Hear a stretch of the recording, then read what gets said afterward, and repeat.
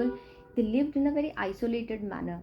They have their own survival strategies, they have their own innovative means, they have their own rituals, they have their own ways of living their life, and they live in very close community.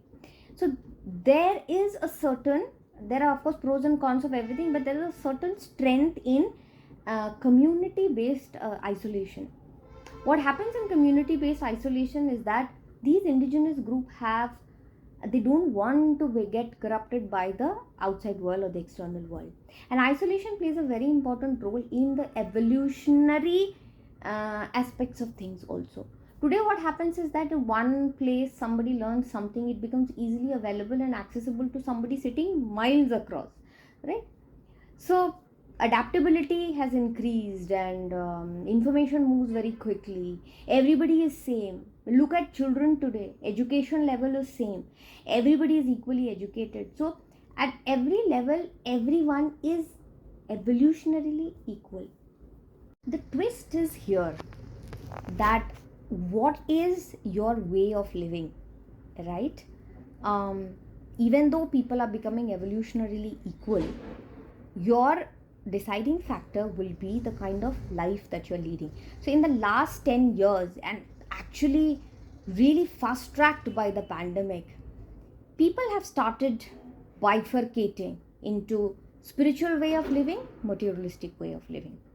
Now understand this, that it is not that materialistic is earning money and spiritual is, leaving everything, going and meditating. It doesn't mean that.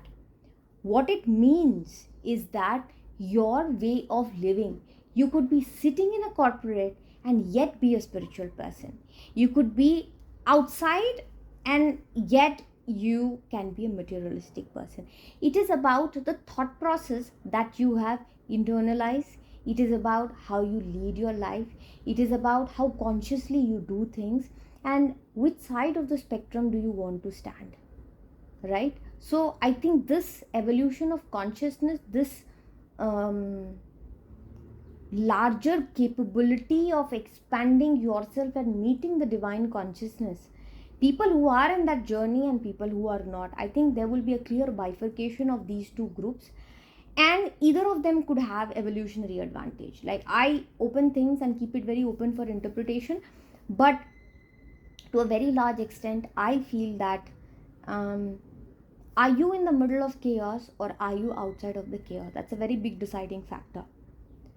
Are you still carrying the trauma of the dinosaur which got extinct in the mass KPG extinction, or do you have that consciousness that you are part of that larger cosmic consciousness, and you are just a part of it, who has been entrusted to lead this human life, get certain experiences, spread certain messages, lead with purpose, lead with divine blessing? Which direction are you choosing, really? And I think that will be a deciding factor of your forward movement. That will be a deciding factor of evolution. Inside I do feel that spiritual people are going to get evolutionary advantage, and it has nothing to do with whether you're using technology, not using technology, which religion are you in, or whatever.